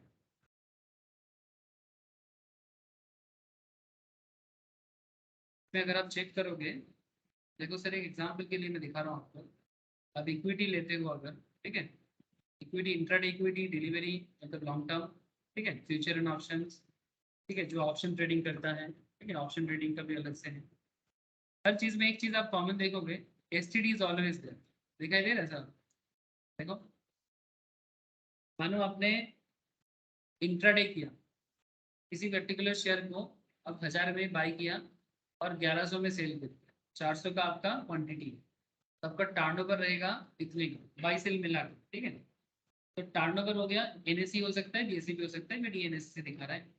ब्रोकरेज है इसका 20 करके एक्चुअली पर इसमें चलता है, तो इसका 20, किसी का 20 होता है, किसी का 10 होता है, तो ब्रोकरेज ले रहा है 40%, ठीक है।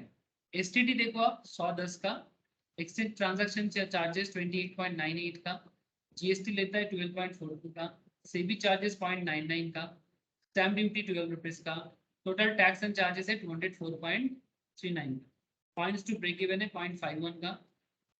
कुल मिला के आपका जो इसका जो पूरा चार्जेस वगैरह लेके आपका प्रॉफिट हो जाता है 39,790, ठीक है। सिमिलरली यहाँ पर अभी आप देख सकते हैं, इसमें लॉन्ग टर्म में थोड़ा STD ज़्यादा होता है, ठीक है, ये इंट्राडे था, लॉन्ग टर्म में आपका STD हो जाएगा 840 का, ठीक है।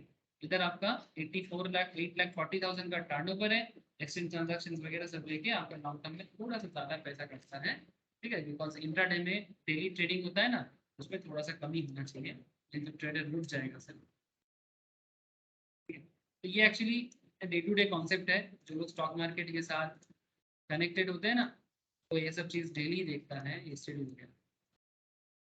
तो STT या सिक्योरिटी ट्रांजैक्शन टैक्स इस तरह से देखने में होता है, मैं आपको दिखाया। STT paid at the time of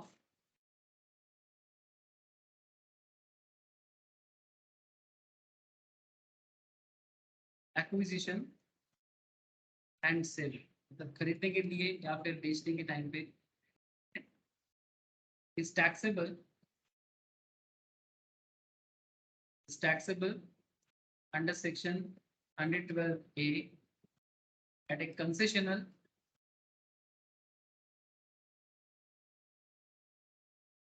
rate of 10%, concessional rate of 10%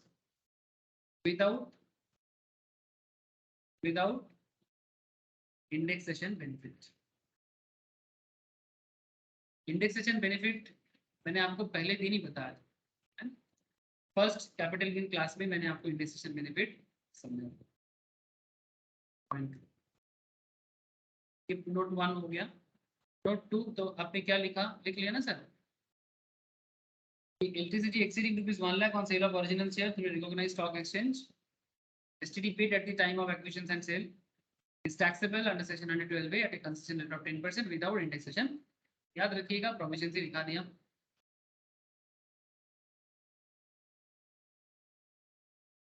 और एक इंटरेस्टिंग पॉइंट था इस क्वेश्चन में, cost of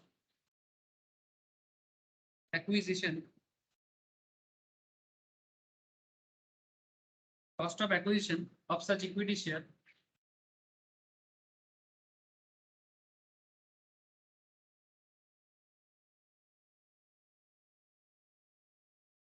acquired before 1st February 2018 is higher of, मैं ऑलरेडी इसको बता दिया आपको, ऑलरेडी मैंने इसको बता दिया, हायर ऑफ, जैसे हमारे क्वेश्चन में क्या था, COA मतलब cost of acquisition that is 1000 टका पर शेयर का था ना मिस्टर मिथुन का। Higher of, first point is this, and second is lower of fair market value FMV of such asset, FMV of such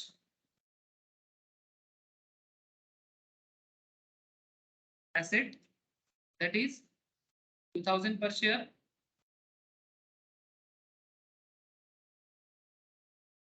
okay, and full value consideration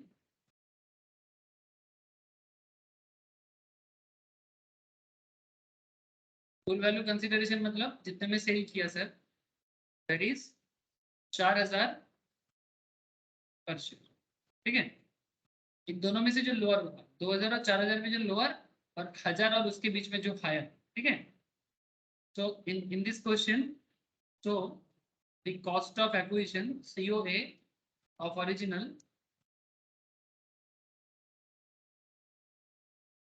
share is 2000 पर share, 2000 पर share आया है ना, तो और just because ये rule के कारण है। और एक नोट भी लिख सकते हो, सिंस बोनस शेयर का जो कॉन्सेप्ट था, bonus share are held for less than 12 months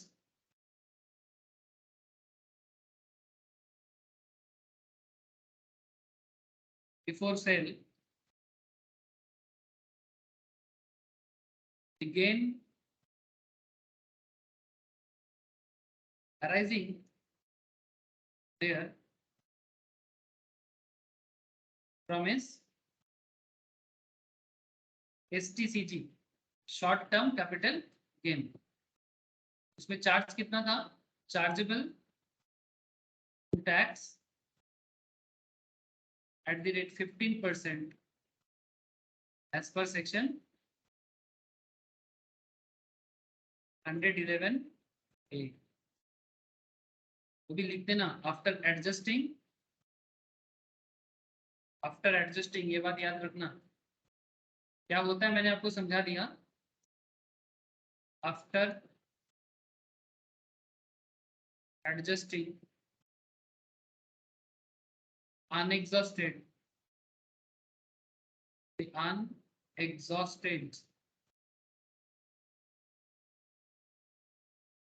unexhausted basic limit, basic exemption limit।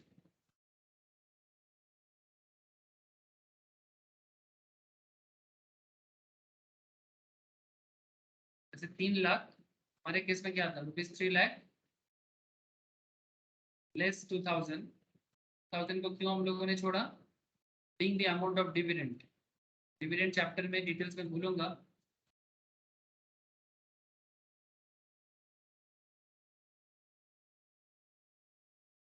और 3 लाख इसलिए लिया था क्योंकि उसका एज 75 का था, वो भी लिख दो। सिंस मिस्टर मिथुन,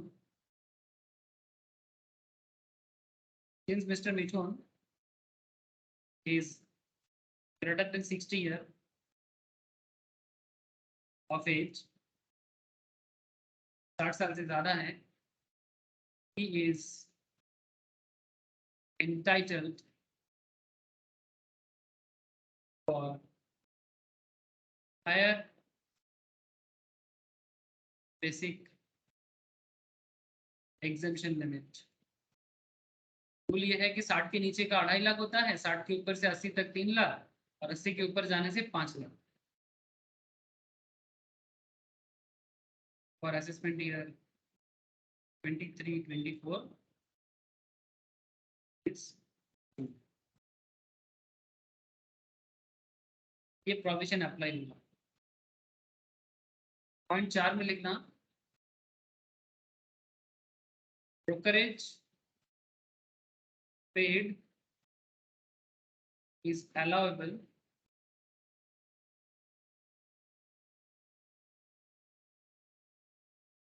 ब्रोकरेज जो हम पे करते हैं उसको माइनस कर सकते हैं ना, सिंस क्योंकि it is expenditure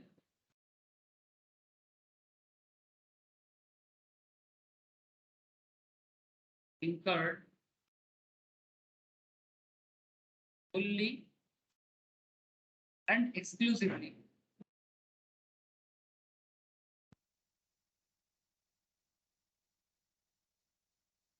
in connection with the transfer। मतलब आप जो कुछ भी कर रहे हो ट्रांसफर के कनेक्शन में कर रहे हो, exclusively in connection with transfer, connection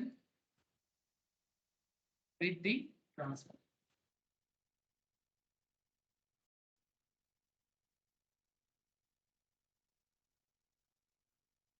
Hence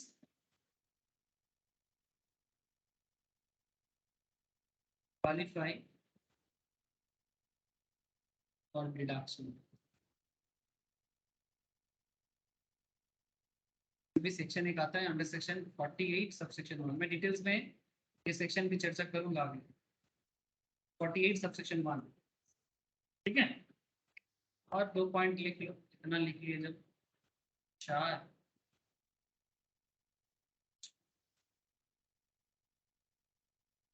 sir वो पीछे कीजिएगा।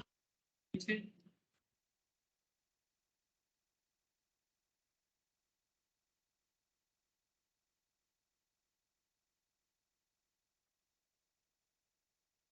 ये सर हो गया। স্যার এই সবকটা পয়েন্ট কি এক্সামেও লিখতে হবে? না না জরুরি নয়, জরুরি নয়, বাট হ্যাঁ মেন মেন কিছু পয়েন্ট যেগুলো আছে, যেমন ধর 3 লাখেরটা 2000টা কেন করলাম, কিছু পয়েंट দিতে পারিস कि मतलब जिसमें ऐसे लगेगा कि इसका कनेक्शन अगर तुम दिखा नहीं सकते कि तुमने अचानक से तो तुम 2,98 को माइनस कर दिया, बट क्यों माइनस किया समझ में नहीं आ रहा है, तो टीचर को भी समझाना पड़ेगा। तो ऐसे केसेस में आप नोट जरूर दीजिएगा, अदरवाइज हर एक पॉइंट देने का जरूरत। ये एक्चुअली मैं ज़्यादा लिखा रहा हूँ, पढ़ने के टाइम पे आपको थोड़ा हेल्प हो जाएगा, क्योंकि ये सब क्वेश्चन थोड़ा सा हटके होता है, ठीक है, क्योंकि इसमें कुछ एक्स्ट्रा पॉइंट भी आता है, इसलिए मैं कुछ ज़्यादा ही लिखा हूँ। हर एक पॉइंट देने का जरूरत नहीं। जो थोड़ा आपको यहाँ पर इम्पोर्टेंट लगेगा। सर सेकंड लास्ट लाइन क्या है उसके बाद? वो सेकंड लास्ट है से क्वालिफाई क्या वो? क्वालिफाई फॉर डिडक्शन, इसके ऊपर in connection with the transfer, in connection with the transfer share transfer के बारे में बात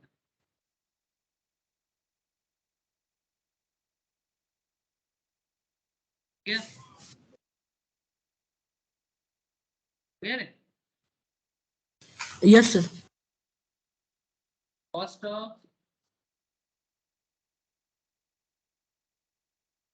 of bonus share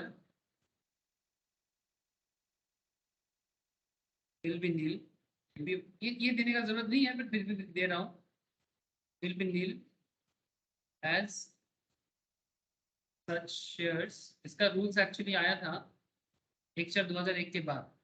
as such shares are allotted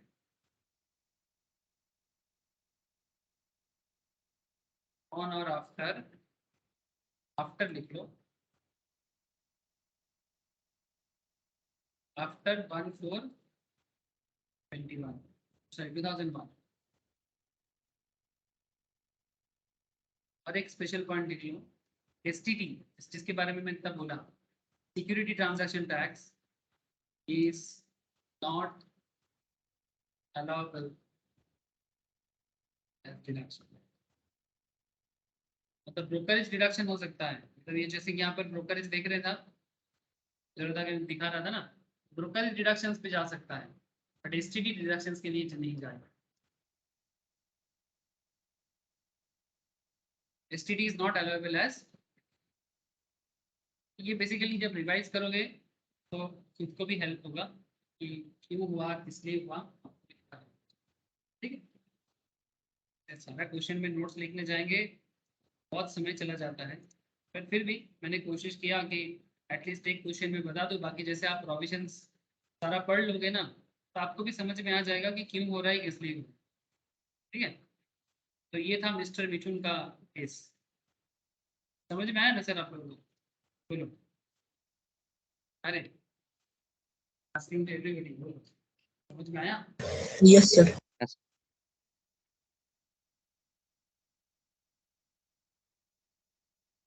okay sir.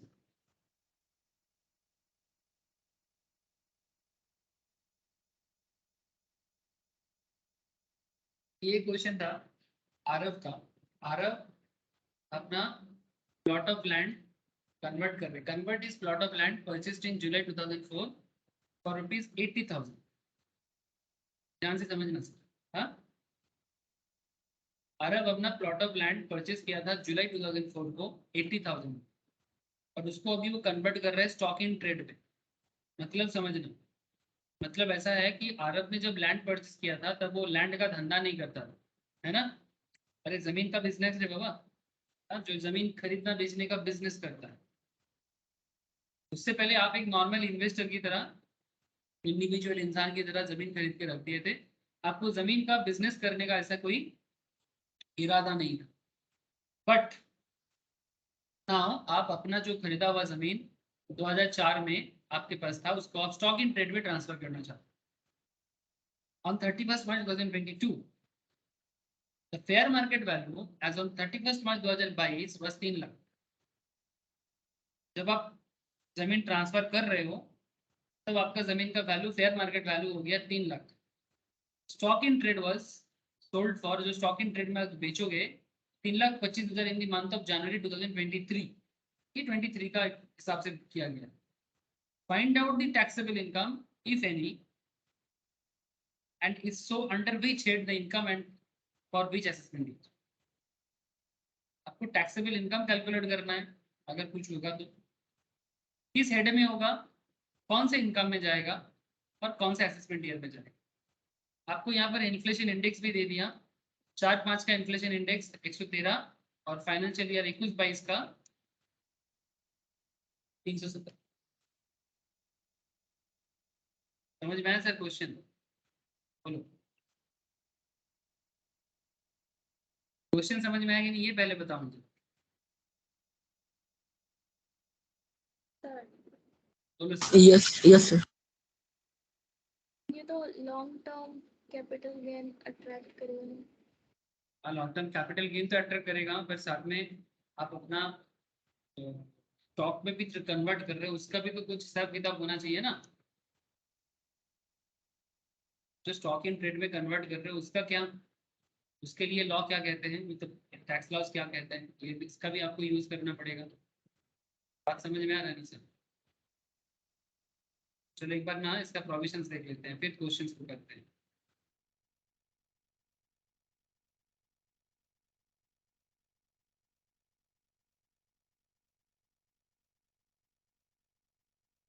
ये जो कॉन्सेप्ट है ना सर, ये बेसिकली सेक्शन 45 सबसेक्शन 2 का कॉन्सेप्ट है, ठीक है।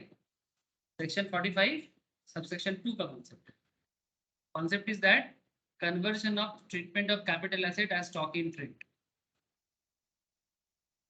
हम लोगों ने यहाँ पर क्या किया, स्टॉक इन, अरब ने जो लैंड परचेज किया था, ये क्या हुआ सर, ये परचेस लैंड को स्टॉक इन ट्रेड में कन्वर्ट किया, ठीक है।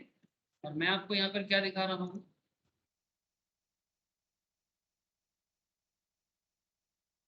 कैपिटल एसेट को स्टॉक इन ट्रेड में कन्वर्ट करने का बात करते हैं, ठीक है।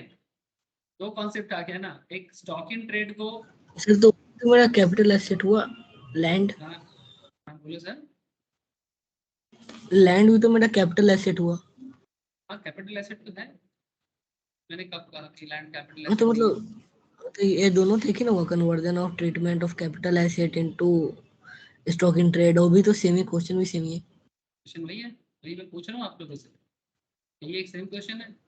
आरव अपना प्लॉट ऑफ लैंड परचेज किया था और उसको स्टॉक इन ट्रेड में कन्वर्ट कर दिया, मतलब कैपिटल एसेट को स्टॉक इन ट्रेड में कन्वर्ट किया, यही हुआ ना।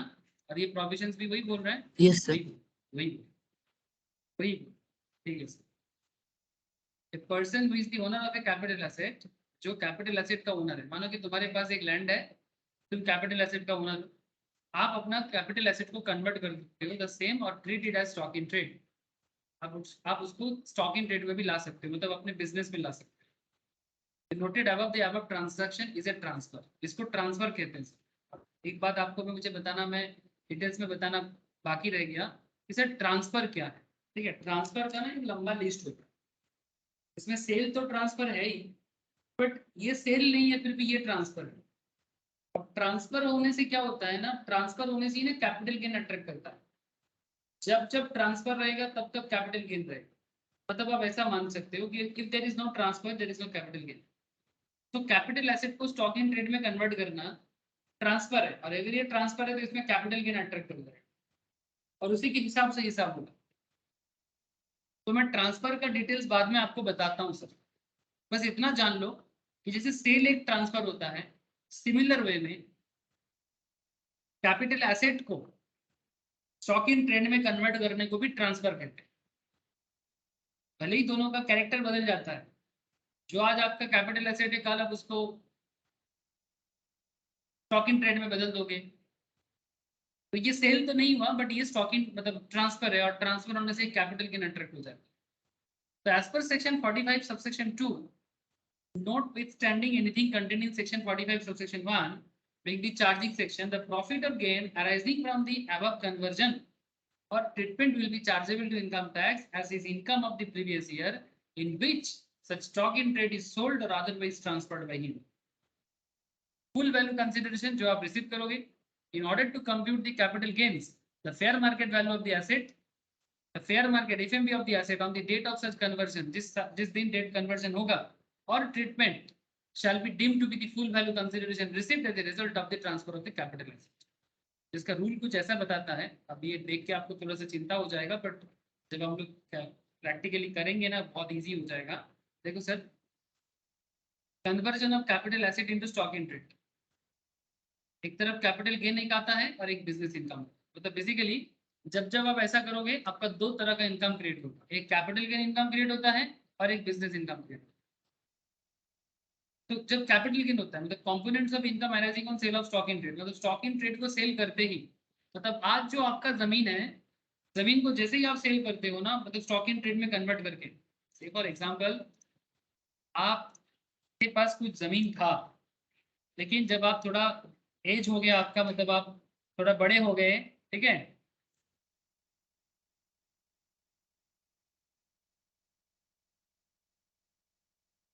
एग्जाम्पल ले लो, थोड़ा सा इजी फीलिंग्स आए, मानो कि ये सब आपका बचपन में खरीदा हुआ था, मतलब आपके पापा ने खरीद के रखा था मे बी, या मे बी आपने बहुत पहले खरीद के रखा था, आपके 22-24 के एज में आपने ये सब जमीन खरीद के रखा, बट उस टाइम पे ना आपको लैंड का बिजनेस करने का कोई इरादा नहीं था। लेकिन जैसे आप थोड़ा बड़े हो गए आपको लगा कि इसको बिजनेस में डाल देते हैं और मैं लैंड के बिजनेस में आ जाऊँ, और जैसे ही आप लैंड के बिजनेस में आ जाते हो तो इसको एक्चुअली स्टॉक इन ट्रेड में कन्वर्जन बोलते हैं।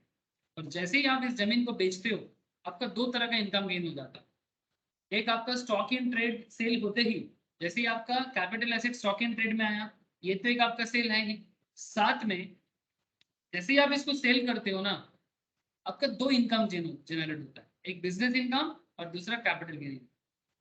बात समझ रहे हो? तो इसका हिसाब करने का 2 तरीका बताया, मैनर ऑफ कंप्यूटेशन में 2 तरीका बताया। Fair market value on the date of conversion, वहां से लेस करो cost and index cost of acquisition और improvement. Index benefit would be considered in relation to the year of conversion of capital asset into stock in trade. और business income में बड़ा simple है, sale price of stock in trade minus fair market value on the date of conversion. ये rule आपको follow करना होगा। Capital gain के लिए ये रूल फॉलो होता है और बिजनेस इनकम के लिए ये रूल फॉलो होता है। Both capital gain and business income दोनों ही चार्जेबल टू टैक्स है। और in the year in which stock in trade is sold और अदरवाइज ट्रांसफर, जिस साल आप स्टॉक इन ट्रेड को सेल करोगे या फिर ट्रांसफर करोगे उसी साल ये चार्ज होता है। यहाँ पर भी 2 क्वेश्चन है छोटा छोटा, ये मैं आपको शेयर करूंगा तो आप देखिएगा। लेकिन करेंटली मैं जो क्वेश्चन आपके सामने रखा वही क्वेश्चन को आपको बता रहा हूँ। अरब का क्वेश्चन, बोलो सर, क्वेश्चन समझ में आया? ठीक है, अब इसका सोल्यूशन कैसे करना है, इसका सोल्यूशन कैसे करना है, सेक्शन 45 सबसेक्शन 2 इसके बारे में क्या सिंपल सा लॉजिक देता है आपको, बस उसी पे थोड़ा सा ध्यान। चलो देखते हैं। मतलब ये जो प्रोविजन मैंने आपको अभी रेड करा है ना, बस इसी प्रोविजन को यूज करके ये क्वेश्चंस को सॉल्व करें। ज्यादा दिमाग नहीं लगाना है, ज्यादा दिमाग नहीं लगाना है। जितना प्रोविजंस में बोला है प्रोविजंस को यूज करो, क्वेश्चन को सॉल्व करो। लुक एट, अब आरब का जो क्वेश्चन है, इस क्वेश्चन को अगर मैं थोड़ा डील करूं आपके साथ, और लिखाने का जरूरत नहीं है, मैं थोड़ा बता देता हूं आपको, आंसर एनालिसिस कर देता हूं। Sir conversion of capital asset into stock in trade, ये ट्रांसफर है। पहले तो ये जानो, मैं आपको बताया ना ट्रांसफर मतलब जैसे सेल ट्रांसफर होता है, रिलिंक्विशमेंट, एक्सटिंग्विशमेंट, ठीक है, कंप्लीट डिस्ट्रक्शन, ये सब ट्रांसफर होता है। क्या होता है ट्रांसफर का एक अलग मैं आपको बताऊंगा सेक्शन 2 सबसेक्शन 47। कल जब मैं आपको कैपिटल एसेट बताया था तो मैंने आपको बताया था कि if you understand transfer then only you understand कि कैपिटल गेन कैसे होता है। ठीक है, तो मैंने अभी तक आपको ट्रांसफर की डिटेल्स नहीं बताया, बट कोई बात नहीं, आप समझ रहे हो। Section 2 subsection 47 in the previous year in which the asset is so converted. However, the capital gain will be charged to tax only in the year in which the stock in trade is sold. जिस particular year में आपका stock in trade बिकेगा उसी particular year में आपको tax charge किया जाएगा। और जो सी मतलब कॉस्ट ऑफ इन्फ्लेशन इंडेक्स है वो भी आप यूज कर सकते हो। The conversion took place should be considered for computing the index cost of acquisition, मतलब जिस पर्टिकुलर ईयर में आप कन्वर्ट करोगे उसी पर्टिकुलर ईयर में आप इंडेक्स कॉस्ट ऑफ एक्विजिशन को भी यूज करोगे। Further the fair market value on the date of conversion would be deemed to be the full value consideration for the transfer of as per section 45 subsection। अब इसका calculation कैसे होगा, बहुत simple concept है, थोड़ा सा ध्यान दो। आपने सर जमीन बेच के कितना मिला था आपको एक बार देखो तो, फेयर मार्केट वैल्यू कितना आया था 31 मार्च 2022 में, बोलो सर 3 लाख ना? Hello, yes sir. और स्टॉक इन ट्रेड जब आपने बेचा तब आपको कितना मिला? 3,25,000।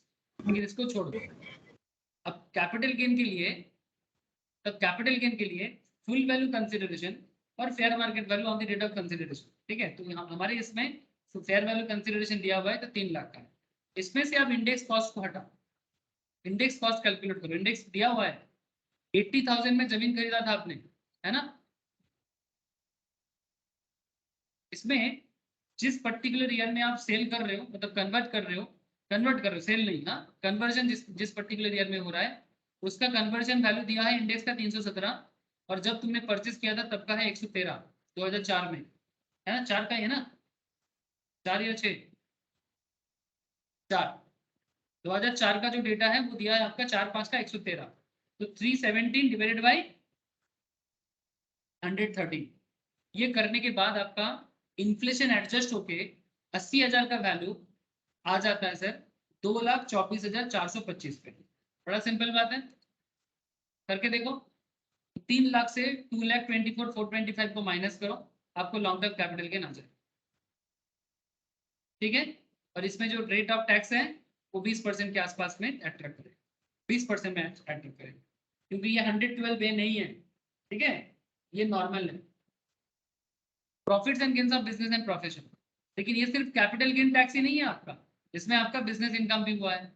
जिस पर्टिकुलर ईयर में आपने सेल किया 3,25,000 में सेल किया, fair market value on the date of conversion था 3 लाख, तो 3,25,000 माइनस 3 लाख 25,000 का बिजनेस इनकम आएगा। क्लियर? बोलो क्लियर?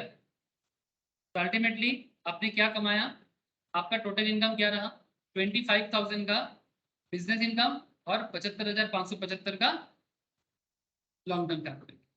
आपका एक्चुअल टैक्सेबल इनकम हुआ 1,05,75। बोलो सर, ये हिसाब रहा। और वो भी आपका इनकम रहेगा ये 23-24, मतलब प्रीवियस ईयर आपका है 22-23, तो करंट जो प्रीवियस ईयर चल रहा है। बोलो सर, क्लियर हुआ? कॉन्सेप्ट समझ में आया? Yes sir. ठीक है, जो कुछ भी मैं आपको बता रहा हूँ। सर इस पे टैक्स कितना लगेगा? 10%? हाँ बोलो सर। हाँ नहीं इस सर, पे टैक्स 20% से 20%। एक्चुअली इसमें लॉन्ग टर्म कैपिटल गेन में 20% अलग हो जाएगा, मैं टैक्स कैलकुलेशन बाद में कराऊंगा आपको। इसका अलग से 20% चार्ज हो जाएगा, ठीक है, लॉन्ग टर्म कैपिटल गेन में। और ये जो पीजीबीपी का है, ये टोटल इनकम का जो कैलकुलेशन होगा ना उसमें आएगा। Yes sir. ठीक है, ये बाद में कराऊंगा, यहाँ पर जरूरी नहीं था, क्वेश्चन ने पूछा नहीं था। जब मैं आपको कंप्यूटेशन ऑफ टोटल इनकम करवाऊंगा ना सर, इसमें सारा हेड्स कनेक्ट करूंगा, तब मैं डिटेल्स में बताऊंगा कि जब एक साथ अलग अलग कैपिटल गेन, सैलरी, सब कुछ एक साथ मिला जुला के आपको देगा, तो जिसका रेट अलग होता है उसको अलग कैसे करना होता है, कराऊंगा सर, डोंट वरी। उसको कंप्यूटेशन ऑफ टोटल इनकम के अंदर मुझे कराने का मौका मिलेगा, थोड़ा सा कुछ देर वेट कर जाओ, आएंगे, हर चीज में आता है। इसका रेट अलग होता है ना, वो रेट को बाहर करना पड़ता है और फिर बाकी चीजों को स्लैब में काउंट करना पड़ता है। ऐसा क्वेश्चन ऐसे बीच में आएगा तो करा दूंगा, ठीक है। एक होमवर्क Yes, sir. देता हूँ, एक होमवर्क देता हूँ, घर पे ट्राई करना सर। ये मिसेस हर्षिता का, ठीक है, इन्होंने भी एक लैंड परचेज किया था 35 लाख में 2004-5 में, और बाकी इसका डिटेल्स दिया हुआ है। आप प्लीज एक बार इसको गो थ्रू करके इस क्वेश्चन को ट्राई करके मुझे शेयर करो, ठीक है। करोगे ना ट्राई? बोलो। क्वेश्चन Yes, शेयर कर sir. देता हूँ, क्वेश्चन में सभी को शेयर कर देता हूँ, जरूर ट्राई करें और मुझे आंसर भी शेयर करें। और मैं नोट्स भी आज आप लोगों को शेयर कर दूंगा, ठीक है, ताकि आप लोग घर पे रिवाइज अच्छे से कर पाओ। पूरा वीक है पढ़ने के लिए, जरूर पढ़िए। नेक्स्ट क्लास में और भी प्रोविजन का क्वेश्चंस होगा, क्योंकि कैपिटल गेन में अभी बहुत इंपॉर्टेंट चीज बताना, ठीक है। ओके सर, इतना ही है सर, चलो bye. Bye sir. Bye sir. Bye sir. Rakshi दादा, Yes, sir. Okay, tata tata Rashmi. Capital gain का पीडीएफ हाँ ज्योति, शेयर करते हैं कैपिटल गेन का पीडीएफ शेयर।